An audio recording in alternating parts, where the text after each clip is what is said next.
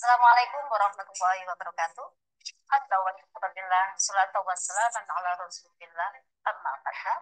Sahabat pelajar yang luar biasa, pada kesempatan ini kita akan berdiskusi tentang proyek penguatan profil pelajar Pancasila dan profil pelajar Rahmatan lil Alamin atau yang biasa dikenal dengan PPRA. Sahabat pelatihan yang berbahagia, dalam slide ini menggambarkan bagaimana kegiatan dari P5 dan PPRA. P5 dan PPRA ini bukanlah satu kegiatan yang terpisah. P5 sendiri atau PPRA sendiri tidak. Tetapi P5 dan PPRA ini merupakan ada dua nilai yang sama, bergandengan, namun harus dilaksanakan dalam satu kegiatan. Jadi ada dua nilai yang sama, yaitu nilai-nilai dari profil pelajar Pancasila dan nilai-nilai profil pelajar Rahmatan lil Alamin. Dua nilai-nilai ini akan dilaksanakan dalam satu kegiatan yang sama. Jadi tidak terpisah. Profil pelajar P5 dan PPRA bisa dilaksanakan baik di co-kurikuler yang mengacu pada dimensi dan profil pelajar Pancasila maupun dilaksanakan baik di intrakurikuler, di mana intrakurikuler ini terkait dengan pembelajaran di kelas, kemudian ada di ekstrakurikuler. Jadi bagian ini menggambarkan sahabat pelatihan bahwa P5 dan PPRA bisa dilaksanakan di intrakurikuler atau terintegrasi dalam substansi pelajaran, kemudian dilaksanakan di kurikuler dan pada ekstrakurikuler. Dua nilai-nilai di dalam dua profil ini kalau kita gambarkan itu dua hal yang berbeda, namun ada keteririsan, dan dua-duanya ini nanti disatukan dalam satu kegiatan. Berikutnya kita akan pelajari tentang dimensi atau elemen-elemen dari profil pelajar Pancasila dan profil pelajar Rahmatan lil Alamin. Nah, tadi sudah kita pelajari bersama bahwa dalam profil pelajar Pancasila itu ada 6 dimensi. Dan dari 6 dimensi itu akan dijabarkan lagi menjadi elemen dan sub-elemen. Sahabat pelatihan harus memperhatikan bahwa yang akan dipilih terkait dengan kegiatan P5 dan PPRA itu terutama ada di sub-elemen, bukan pada dimensinya. Nah, pada sisi dimensi ini, nanti sahabat pelatihan akan berangkat atau memilih tema apa. Ya. Setelah tema itu ditentukan, maka kita pilih elemennya yang mana, dan sub-elemen inilah nanti yang penting ya untuk kegiatan P5 dan PPRA selanjutnya.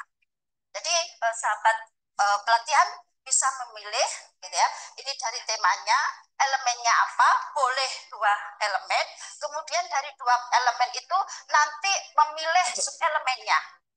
Misalnya di akhlak beragama, ini ada 3 elemen. Ada 3 sub-elemen. Dari 3 sub-elemen ini boleh dipilih hanya 1 atau 2 sesuai dengan kebutuhan. Nah, selanjutnya setelah kita menentukan dimensi elemen dan sub-elemennya, berikutnya sahabat pelatihan harus memperhatikan alur perkembangan profil pelajar Pancasila di setiap fase. Mengapa? Ya, karena masing-masing satuan pendidikan itu kan jenjangnya berbeda-beda. Ya, jenjangnya berbeda-beda. Mungkin di fase A, jadi fase A ini kelas 1 dan 2 di tingkat MI, kemudian fase B itu kelas 3 dan 4 di MI, sedangkan fase C ini kelas 5 dan 6 ya di jenjang madrasah ibtidaiyah. Dan fase D ini untuk jenjang sanawiyah atau MTS, sedangkan di akhir fase E, nah ini untuk jenjang. Jadi sahabat pelatihan, setelah sahabat pelatihan menentukan sub elemen mana, misalnya sub elemen mengenal dan mencintai Tuhan Yang Maha Esa, lalu tentukan di fase mana. Mungkin di MTS, maka yang harus dipilih itu adalah memahami kehadiran Tuhan dan dalam kehidupan sehari-hari, serta mengaitkan pemahamannya tentang kualitas atau sifat-sifat Tuhan dengan konsep peran manusia di bumi sebagai makhluk Tuhan yang bertanggung jawab.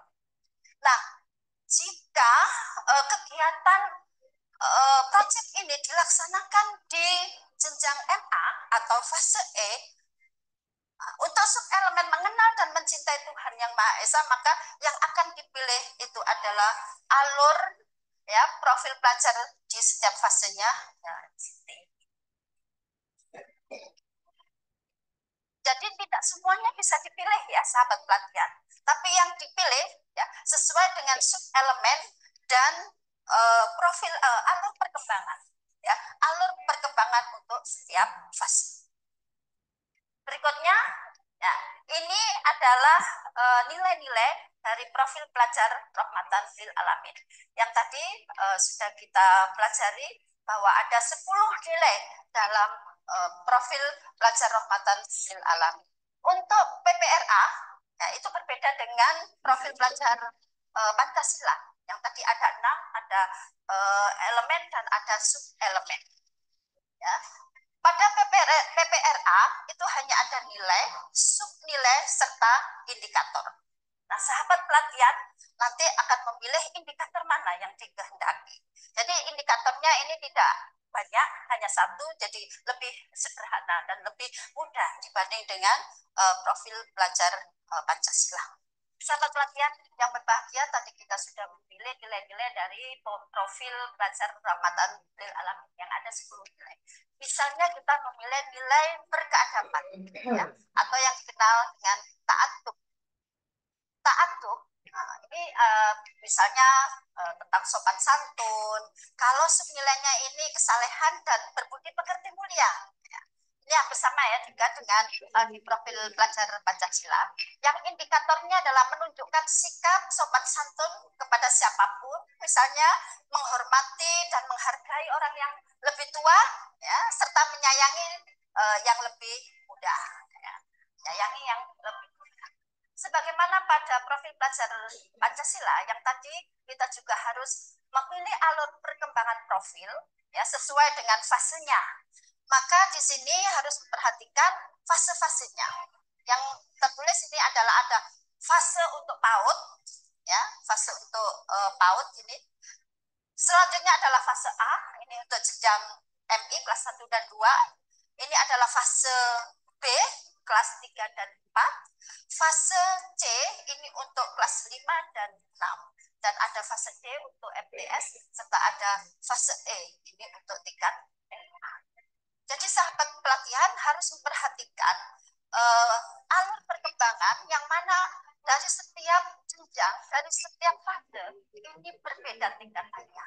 Semakin tinggi maka alur dari perkembangan ini tuntutannya juga semakin tinggi.